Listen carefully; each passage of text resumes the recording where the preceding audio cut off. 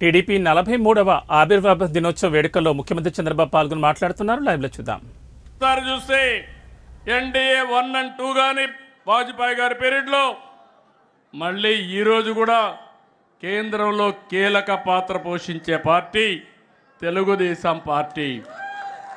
దేశంలో ఎవరికి దక్కని అవకాశం పార్లమెంట్లో ప్రధాన ప్రతిపక్షంగా పనిచేసిన పార్టీ తెలుగుదేశం పార్టీ అని చెప్పి నేను మీకు తెలియజేస్తున్నా.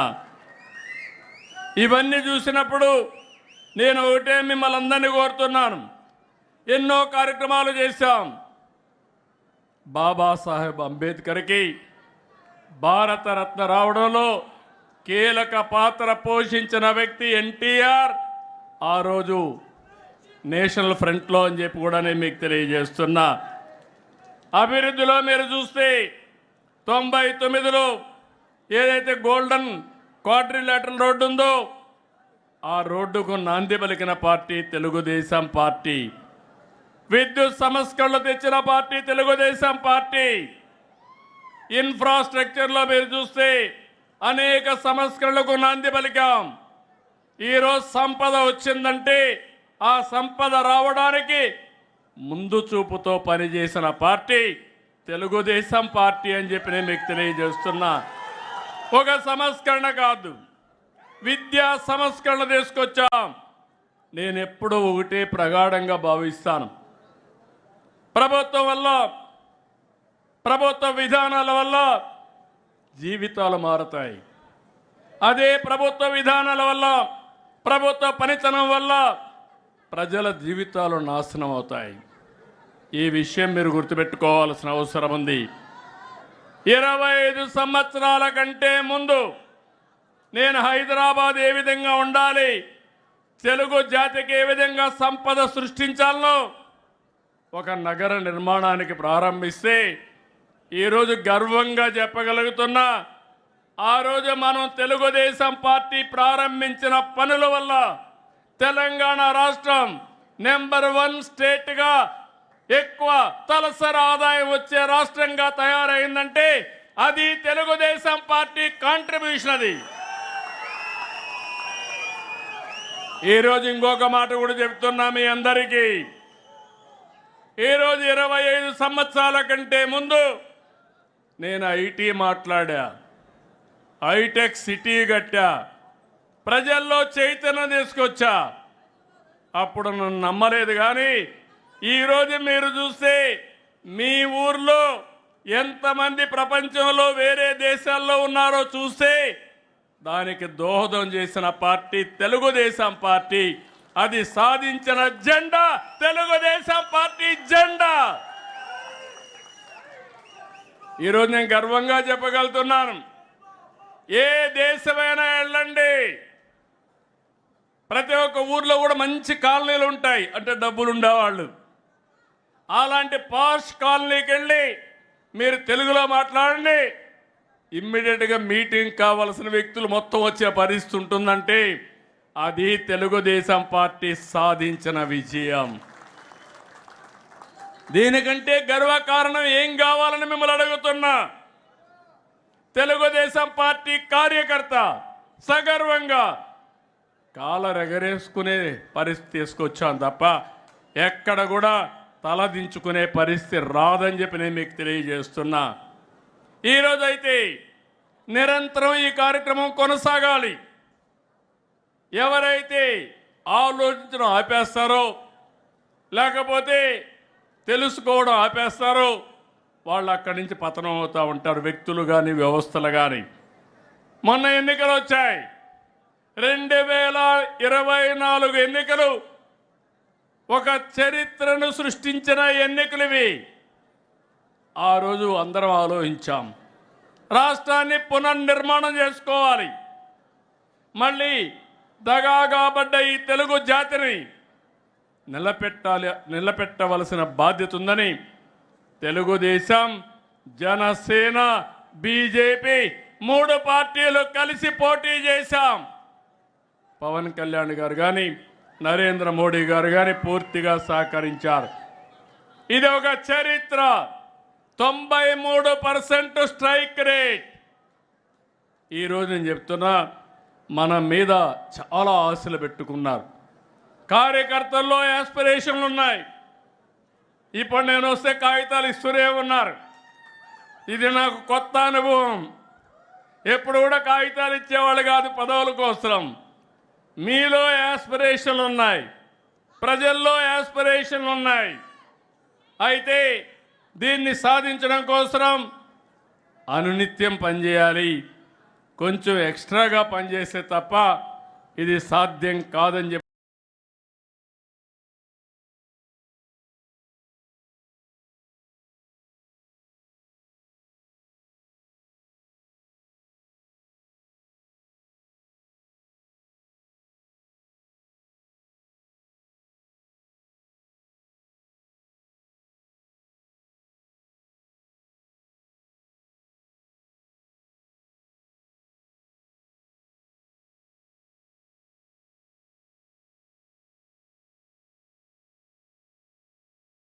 పడుతున్నా. రికార్డు స్థాయిలో మెంబర్షిప్ చేశారు. మిమ్మల్ని చూస్తే 83 రోజుల్లో 1 కోటి సభ్యత్వాలు చేసిన ఏకైక పార్టీ తెలుగుదేశం.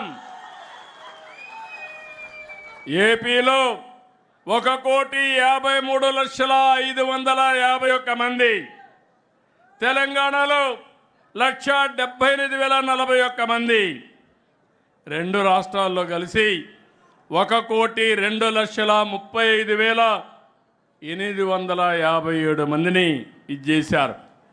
ఈ కార్యక్రమాన్ని బ్రహ్మాండంగా చేసినటువంటి రాష్ట్ర పార్టీ అధ్యక్షుడు పల్లాని, అదే మరి జనరల్ సెక్రటరీ లోకేష్ని మనస్ఫూర్తిగా అభినందిస్తున్నా. తెలుగుదేశం పార్టీ మొదటి నుంచి కూడా కార్యకర్తల కోసం ఆలోచించిన పార్టీ.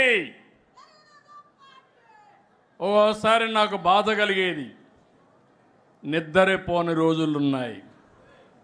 ఒక కార్యకర్తని నడి రోడ్డు మీద చంపినప్పుడు, నా కుటుంబ సభ్యుడిని చంపినప్పుడు ఎంత బాధపడ్డానో మీరు గుర్తుపెట్టుకోవాలి. అందుకే అలాంటి కార్యకర్తల కోసం దేశంలో ఎవ్వరూ పెట్టలేదు. స్కూల్ పెట్టి ఆ పిల్లల్ని చదివించి మళ్ళీ వాళ్ళ తండ్రి ఉంటే తండ్రి లేని లోటు ఉండదేమో కానీ నేను మాత్రం వాళ్ళ జీవితాలకు వెలుగు సాధించి పెట్టే వరకు వారికి అండగా ఉన్నానంటే అది తెలుగుదేశం పార్టీ. ఈరోజు మీరు ఇక్కడికి వస్తున్నారు, వేరే రాజకీయ పార్టీలు చూస్తున్నారు. మీ బంధువుల ఇంటికో సొంత ఇంటికి వస్తే ఏ విధంగా ఆదరిస్తారో అలాంటి రిసెప్షన్ ఉండాలని ఈరోజు ప్రారంభించలా. నేను ఎవరు వచ్చినా భోజనం చేయడం, కాఫీ తాగడం, సొంత ఇంటికి వస్తే ఏ విధంగా ఆదరణ చూపిస్తారో అలాంటి ఆదరణకు చూపించిన పార్టీ తెలుగుదేశం పార్టీ అని చెప్పి కూడా నేను మీకు తెలియజేస్తున్నా. అదే సమయంలో ఒక విషయం మీ అందరికీ గుర్తు చేస్తున్నాను. ఎన్నో ఆటుపోట్లు వచ్చాయి, ఎన్నో సవాళ్ళు వచ్చాయి, ఎంతోమంది మిమ్మల్ని ఎన్నో విధాల బాధ పెట్టారు. 43 ఏళ్ల సుదీర్ఘ ప్రయాణంలో మీ త్యాగాలు చూశాను, మీ కష్టాలు చూశాను, మీ ధైర్య సాహసాలు చూశాను. అదే సమయంలో అంతకు మునుపు కంటే 2024లో మీరు పడిన బాధలు చూశాను. అనునిత్యం ఎన్నో ఇబ్బందులు వచ్చాయి. మీ ఆస్తుల్ని విధ్వంసం చేశారు. కడాన మీరు చూస్తే చంద్రయ్య లాంటి వ్యక్తి మెడ మీద కత్తి పెట్టి నువ్వు కానీ తెలుగుదేశం పార్టీని వదిలేస్తే నీ ప్రాణం కాపాడుకుంటావంటే నా ప్రాణం పోయినా పర్వాలేదు, తెలుగుదేశం పార్టీ జెండా మాత్రం మోస్తూనే చనిపోతానని జై తెలుగుదేశం, జై చంద్రబాబు అని తుది శ్వాస వదిలిపెట్టాడంటే నా జీవితంలో ఏ విధంగా మరిచిపోతాను మీ త్యాగాలని చెప్పి నేను మీకు తెలియజేస్తున్నా. అలాంటి త్యాగాలు చేసిన వ్యక్తులు ఈ పార్టీలో ఉండడం గర్వకారణం. మీరు నరేగాలో పనులు చేస్తే డబ్బులు ఇవ్వకుండా కావాలని వేధించి మిమ్మల్ని ఆర్థికంగా దెబ్బతీసే ప్రయత్నాలు చేశారు. ఓసారి బాధ కలుగుతుంది. ఎప్పుడు రానటువంటి సంస్కృతులు ఇవన్నీ. రాజకీయాలు అనేటివి ప్రజాహితం కోసం పనిచేస్తాం, ప్రజల కోసం పనిచేస్తాం. కానీ వీళ్ళు చేసిన పని మీరు చూస్తే కొత్త కొత్త సంస్కృతులు వచ్చాయి. మనిషిని కొడితే లేకుంటే వాళ్ళని వేధిస్తే మళ్ళా రికవర్ అవుతారని కొత్తగా ఒక సంస్కృతి. ఆస్తుల్ని విధ్వంసం చేయడం. మనం పెట్టిన చెట్లు, అరటి తోట కానీ ఆరెంజ్ గార్డెన్స్ కానీ ఇలాంటి గార్డెన్స్ నరికేసి ఆర్థికంగా దెబ్బతీస్తే వాళ్ళని కుంగదీయచ్చని చెప్పి ఆలోచన చేసే రోజులు ఇవి. అయినా కూడా మీరు ఏమాత్రం భయపడకుండా నరేగాలో డబ్బులు ఇవ్వకపోయినా, నీరు చెట్టు డబ్బులు ఇవ్వకపోయినా, మీ ఆస్తులు విధ్వంసం చేసినా మీరు ఒకటే ఆలోచించారు, ఈ రాష్ట్రం బాగుంటే మళ్ళా నేను సంపాదించుకుంటాను, నా ఆస్తి పోయినా పర్వాలేదు, నా రాష్ట్రం బాగుండాలని తప్పించిన మిమ్మల్ని నా జీవితంలో ఎప్పుడూ మర్చిపోలేను. అలాంటి కేసులు చాలా చూశాను. అందుకే నేను ఒకటే చెప్తున్నా, ప్రతి ఒక్క కార్యకర్త చేసిన త్యాగాన్ని గుర్తుపెట్టుకుంటాం. అదే సమయంలో మీ అందరికీ ఒకటే విజ్ఞప్తి చేస్తున్నాను. నేను బయట వస్తే కిలోమీటర్లు పరిగెత్తిన కార్యకర్తలు ఉన్నారు. అదే పని. ఓసారి ఎన్నో ఇబ్బందులు క్రియేట్ చేసినా, ఇండల్లో ఉండడానికి వీలు లేకపోయినా పార్టీ కోసం పనిచేశారు. ఎన్నో కేసులు పెట్టారు. మా తమ్ముడు చెప్తున్నాడు, తప్పకుండా 95 సీఎంగానే ఉంటా. మీకు డౌట్ ఏం అవసరం లేదు. మంచికి మంచిగా ఉంటా. ఎవడైనా చెడు చేసి తప్పించుకోవాలంటే తాట తీస్తా. దాంట్లో సందేహం లేదు. శ్రీకృష్ణుడు కూడా తప్పలేదు, దేవుడికే తప్పలేదు. తప్పు చేసిన వాళ్ళని శిక్షించకపోతే మంచిని కాపాడలేము. కానీ ఇక్కడ మీరు గుర్తుపెట్టుకోవాల్సింది, శిక్షించేటప్పుడు కూడా ఎవరైతే తప్పులు చేశారో నిజమైనటువంటి వ్యక్తుల్ని శిక్షిస్తే ప్రజలు కూడా అప్రిషియేట్ చేస్తారు. కానీ మనం చేసేది రాజకీయ కక్షల కోసం పోతే మాత్రం ఎవరు విశ్వసించరని చెప్పి నేను మీకు తెలియజేస్తున్నా. ఇంకో పక్క నేను ఒకటే మీ అందరికీ హామీ ఇస్తున్నాను. ప్రజాస్వామ్యంలో పార్టీ కార్యకర్తలు చాలా ముఖ్యం. జెండా మోసేది మీరు, ప్రజల్లో చైతన్యం తీసుకొచ్చేది మీరు, ప్రభుత్వం యొక్క సందేశాన్ని ప్రజల్లోకి తీసుకుపోయి ఎక్కడికక్కడ ప్రజల్లో ప్రభుత్వం పట్ల పాజిటివ్గా క్రియేట్ చేసేది మీరే. అందుకే నాకు ఎప్పుడూ జ్ఞాపకం, తెలుగుదేశం పార్టీ కార్యకర్తలుగానే హుషారుగా ఉంటే తెలుగుదేశం పార్టీకి ఓటమే లేదు.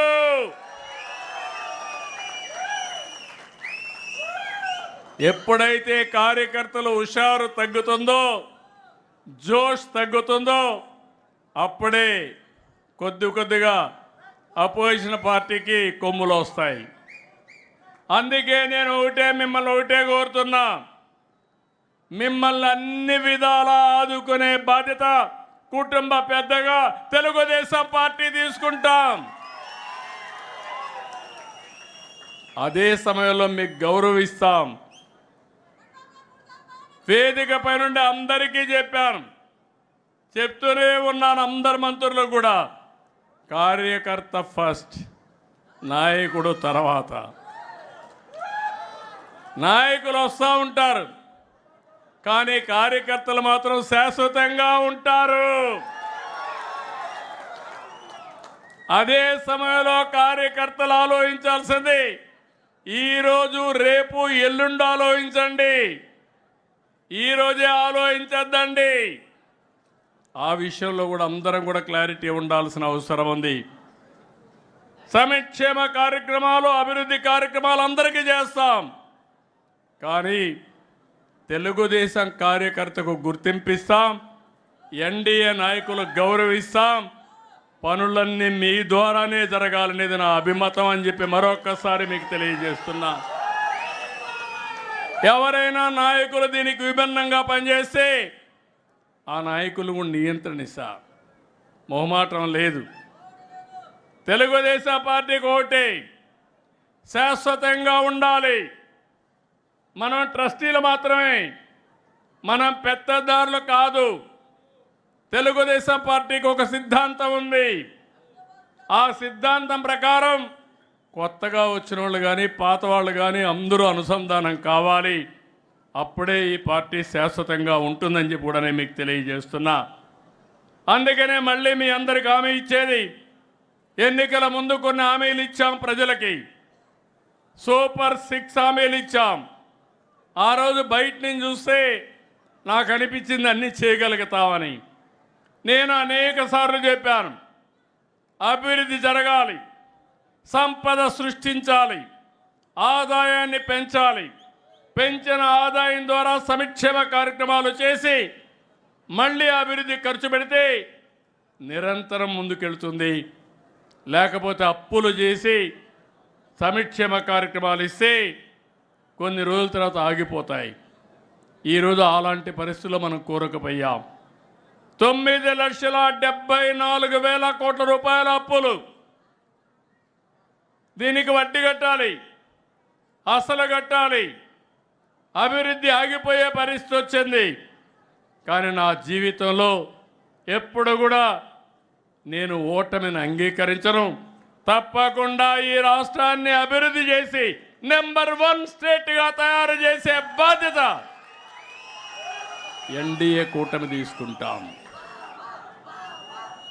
అందుకే మీరు చూస్తే ఎన్నికల ముందు ఇచ్చిన హామీలు, పింఛన్లు పెంచాం. నేను సవాలు విసురుతున్నా, ఎవడన్నా విమర్శిస్తే 4,000 రూపాయలు 200 రూపాయలు 2,000 చేశాం. 5 ఏళ్ళు ముక్కి మూలిగి 200 పెంచితే ఒకేసారి 4,000 5,000 చేయడమే కాకుండా ఏప్రిల్ నుంచే ఇచ్చిన పార్టీ తెలుగుదేశం పార్టీ. 5,500 రూపాయలు దివ్యాంగులకు పింఛనుంటే ఎంత ఈరోజు 6,000. ఎవరు చేశారని అడుగుతున్నా. డయాలిసిస్ చేసుకునే వ్యక్తులుంటే 10,000 రూపాయలు ఇస్తున్నాం. బెడ్కే పరిమితమయ్యి వాళ్ళకి ఎవరన్నా ఒకరు చూసుకోవాల్సి వస్తే ఆ ఇంటికి భారం కాకుండా 15,000 రూపాయలు ఇచ్చే ఏకైక పార్టీ మానవత్వంతో పనిచేసిన ప్రభుత్వం ఎన్డీఏ ప్రభుత్వం. ఈ విషయాలు మీరు గుర్తుపెట్టుకోవాలి. ఈరోజు ఒక్క పింఛన్ల కార్యక్రమానికి 33,000 కోట్ల రూపాయలు సంవత్సరానికి ఖర్చు పెట్టి మొదటి తారీఖు వస్తే ఏది లేకపోయినా పర్వాలేదు, మొట్టమొదటిసారి నా మీద ఆధారపడ్డ ఈ యొక్క వృద్ధులకి వికలాంగులకి పింఛన్లు ఇవ్వాలని కుటుంబ పెద్దగా ముందు వాళ్లకు పంపించిన తర్వాతనే వేరే కార్యక్రమం చేస్తున్నా. అది కూడా మామూలుగా కాదు, మీరు గుర్తుపెట్టుకోవాలి. ఈరోజు పేదల సేవలు అందరూ వెళ్ళి ఇంటింటి దగ్గరికి వెళ్ళి నేరుగా డబ్బులు ఇచ్చి వాళ్ళ ఆరోగ్య పరిస్థితులు కనుక్కొని మళ్ళీ రావాలని చెప్పే పరిస్థితికి వచ్చాం, పరామర్శించి రావాలనే పరిస్థితికి వచ్చాం. అన్నా క్యాంటీన్ పెట్టాం, దీపం 2 ఇచ్చాం. ఇంకో పక్క మీరు చూస్తే ఈ నెలలోనే జనరల్ సెక్రటరీ గారు చెప్పినట్టు తల్లికి వందనం, ఎంతమంది పిల్లలుంటే అంతమందికి ఇస్తాం. ఇక్కడ రెండు విషయాలు ఉన్నాయి. జనాభా తగ్గిపోతా ఉంది. మనం కూడా జనాభా పెంచుకోవాల్సిన అవసరం ఉంది. లేకపోతే పనిచేసే వాళ్ళు తగ్గిపోతారు.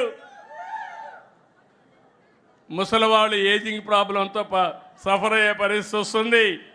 అందుకని అందరి పిల్లలకి ఇస్తాం. అందుకే ఇంకొక పక్క అందరం కూడా పాపులేషన్ మేనేజ్మెంట్లో ఇప్పటి నుంచి మీరు మాట్లాడాలి. కనీసం 2 పిల్లలకు తక్కువ కాకుండా ప్రతి ఒక్కరూ కూడా దంపతులు ముందుకు పోయే పరిస్థితి రావాలి. ఎందుకంటే ఓసారి మొహమాట పడతాం. నేను ఎప్పుడు 95లో break silence talk about AIDS అన్నా. ఎందుకన్నాను? ఎయిడ్స్ అనేది ఒక ప్రమాదకరమైన సమస్య.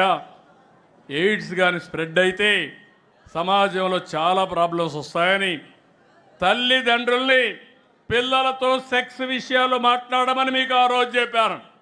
ఇప్పుడు తల్లిదండ్రులు చేయాల్సింది, ఎవరైనా 2 కంటే తక్కువ మంది పిల్లలుంటే గట్టిగా చెప్పాలి. మేము కూడా నీ మార్గం అనుకుంటే నువ్వు వచ్చేవాడుగా అని చెప్పి అడగాలి. అప్పుడే ఈరోజు గుర్తింపు వస్తుంది. ఇది మనందరి సామాజిక బాధ్యత. సమాజంలో ఇది ఉండాలంటే తప్పదని చెప్పి కూడా నేను మీకు తెలియజేస్తున్నా. అన్నదాతకి ఇవ్వాల్సిన డబ్బుల్ని మళ్ళీ వాళ్ళకు కూడా ఇస్తున్నాం. 3 ఇన్స్టాల్మెంట్స్లో ఇస్తాం. మే నుంచే ప్రారంభిస్తాం. మత్స్యకారులకు 20,000 ఇస్తాం.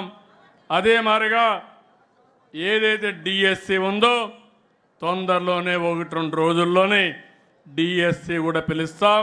మళ్ళీ కొత్త టీచర్లతో కొత్త కళతో స్కూల్స్ అన్నీ కూడా రీఓపెన్ చేస్తామని చెప్పి కూడా నేను మీకు తెలియజేస్తున్నా.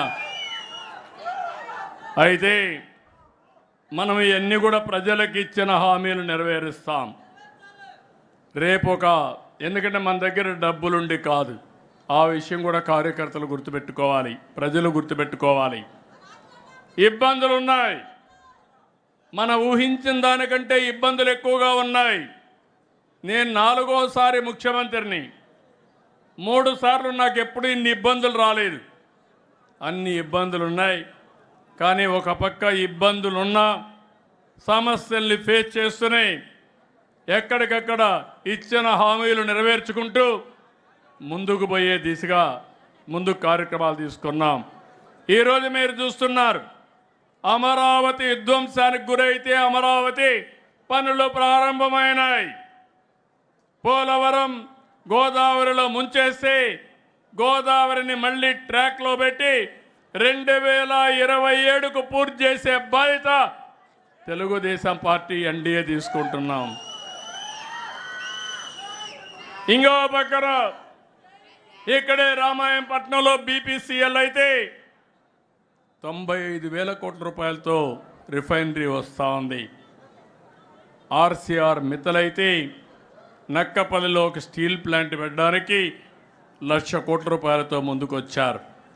ఎన్టీపీసీ అయితే 1,90,000 కోట్లతో గ్రీన్ హైడ్రోజన్కి ముందుకు వచ్చారు. రిలయన్స్ అయితే 65,000 కోట్ల రూపాయలతో ఎక్కడికక్కడ బయోఫ్యూయల్ కింద ముందుకు పోయే పరిస్థితి వచ్చారు. ఒక పక్క ఈ కార్యక్రమాలు చేస్తున్నాం, ఒక పక్క పెట్టుబడులు తెస్తున్నాం, ఒక పక్క ఉపాధి కల్పిస్తూ ముందుకు పోతున్నాం. రేపే మళ్ళీ ఒక చరిత్రకు శ్రీకారం చుట్టబోతున్నాం. జీరో పావర్టీ, P4, మార్గదర్శి, బంగారు కుటుంబం. నా ఆలోచన ఒకటి, సంపద కొంతమంది చేతుల్లో ఉండడం కాదు. సంపద అనేది ఎవరైతే పేదవాళ్ళు ఉన్నారో వాళ్ళ అవసరాలు తీర్చే విధంగా ఉండాలి. ఓసారి మనకు అదృష్టం కలిసి వస్తుంది. ఇక్కడే మా చంద్రశేఖర్ ఉన్నాడు, ఎన్ఆర్ఐ. ఒక ఎగ్జాంపుల్ అది. మన పాలసీల వల్ల చంద్రశేఖర్ బాగుపడ్డాడు, అమెరికాకి వెళ్ళాడు, ఒక మంచి కంపెనీ పెట్టాడు, ఒక సక్సెస్ఫుల్ పారిశ్రామికవేత్తగా తయారయ్యాడు. ఈరోజు నేను కూడా గర్వపడుతున్న తెలుగువాడుగా అమెరికాకి వెళ్ళి ఈరోజు సక్సెస్ఫుల్గా తిరిగి వచ్చి మళ్ళా ప్రజాసేవకు ఎంపీ అయ్యాడు. ఎంపీ అవుతానే అదృష్టం కలిసి వచ్చి కేంద్రంలో మంత్రి కూడా అయ్యాడు. ఇప్పుడే అనిత గారు చెప్పారు, ఒక్క అడుగు ముందేస్తే ఓసారి 3-4 అడుగులు కలిసి వస్తాయి. ఆవిడ కూడా మొన్నటి వరకు తెలుగు మహిళా అధ్యక్షురాలుగా పనిచేసి సాక్షాత్తు రాష్ట్ర హోమ్ మినిస్టర్గా పనిచేసే పరిస్థితికి వచ్చారంటే అది తెలుగుదేశం పార్టీ చూపించే ఆదరణ, అభ్యర్థులను ఎంపిక చేసే విధానం కూడా. ఇప్పుడు నేను ఎందుకు చంద్రశేఖర్ గారి పేరు చెప్పానంటే సమాజం ఆయనకి ఆదరణ ఇచ్చింది, అవకాశాలు ఇచ్చింది. ఇక్కడే ఈ జిల్లాలోనే చదివాడు, ఎంబీబీఎస్ పాస్ అయ్యాడు. టెక్నాలజీలో కొద్దిగా ఆలోచించాడు. దాంతో ఆయన చేసిన పని అమెరికాకు పోయి ఒక కంపెనీ పెట్టి బ్రహ్మాండంగా డబ్బులు సంపాదించారు. కానీ ఆయన మొట్టమొదటిసారి డబ్బులు సంపాదించినప్పుడు ఇక్కడ ప్రజల వల్లనే పైకొచ్చాడు. ఆ విషయాన్ని ఆయన గుర్తుపెట్టుకోవాల్సిన అవసరం ఉంది. సమాజం వల్ల పైకొచ్చాడు. తెలివితేటలున్నాయి. కృష్ణ గారు ఊరే బురుపాళమే అయింది. ఆయనతో పుట్టిన వాళ్ళు అక్కడే ఉన్నారు. ఇంకా ఆయనకు బాధ్యత ఉందా లేదా అని అడుగుతున్నా మీ అందరి ద్వారా. ఆ ఊరిలో ఉండే పేదవాళ్ళందరినీ పైకి తీసుకొచ్చే బాధ్యత ఆయనకు ఉందా లేదా అని మిమ్మల్ని అడుగుతున్నా. అదే నా విధానం, అదే మార్గదర్శి బంగారు కుటుంబం, జీరో పావర్టీ, P4 విధానం. P3 అనేది మీరు గుర్తుపెట్టుకోవాలి. పబ్లిక్ ప్రైవేట్ పార్ట్నర్షిప్తో రోడ్లు వేసాం, ఎయిర్పోర్ట్లు కట్టాం, టెలికమ్యూనికేషన్లు తెచ్చాం. కొంతమంది కోటీశ్వరులు అయ్యారు, మనకు కూడా వస్తువులు వచ్చాయి, రోడ్డు వచ్చింది, ఎక్కడ ఆగే పని లేకుండా బ్రహ్మాండంగా వెళ్ళిపోతున్నాం. ఇప్పుడైతే టోల్ కూడా కలెక్ట్ చేసే పని లేదు, నేరుగా బిల్లు మీకు నేరుగా ఇంటికి వస్తుంది, మీ ఫోన్కి వచ్చేసే పరిస్థితికి వచ్చింది. అలాంటి సమయంలో ఈ పేదవాళ్ళని బాగు చేసే బాధ్యత మన పైన ఉంది. అందుకే 20 లక్షల మందిని ఎంపిక చేశాం. పారిశ్రామికవేత్తలకు పిలిపిస్తున్నాను, సమాజంలో పైకొచ్చిన వ్యక్తులకు పిలిపిస్తున్నాను. ఇది మీ బాధ్యతగా తీసుకోండి. నేను చేయాల్సిన పని నేను చేస్తాను. మేము ఆ రోజు పబ్లిక్ పాలసీలు తీసుకొస్తే మీరు పైకి వచ్చారు. చరిత్రలో మెడికల్ కాలేజీ పెట్టకపోతే చంద్రశేఖర్ కూడా ఇక్కడ వ్యవసాయం చేసుకుంటూ వాళ్ళ ఊళ్ళోనే ఉండేవాడు. ఆ రోజు ప్రభుత్వ విధానం వల్ల ఆయన బెనిఫిషరీ.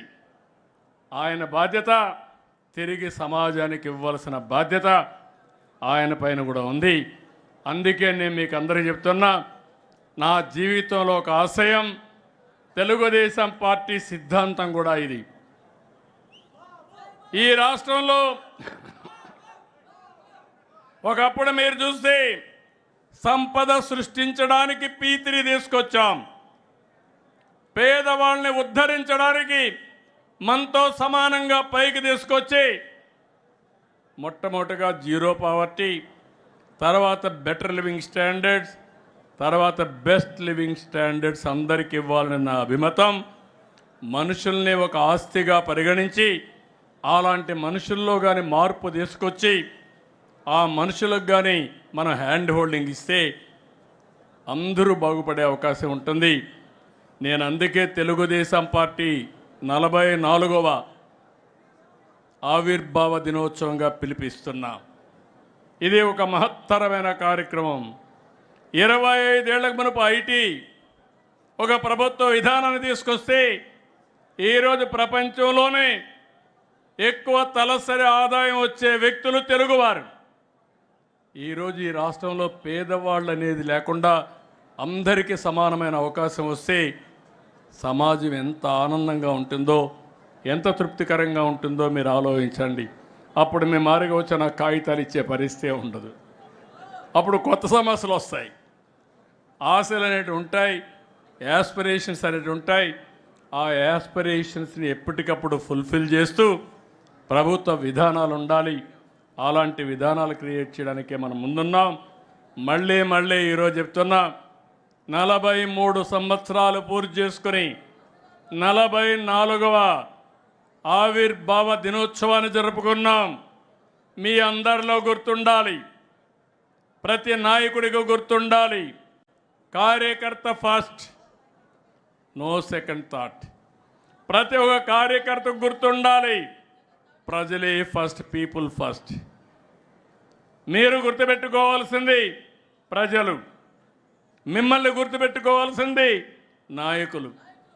ఈ రెండు విషయాలు సమన్వయం చేసుకుంటే ఇంకా తిరుగులేని శక్తిగా తెలుగుదేశం పార్టీ శాశ్వతంగా ఉంటుందని మరొక్కసారి విజ్ఞప్తి చేస్తున్నా. విధానాలు తేవడం మాకు వదిలిపెట్టండి.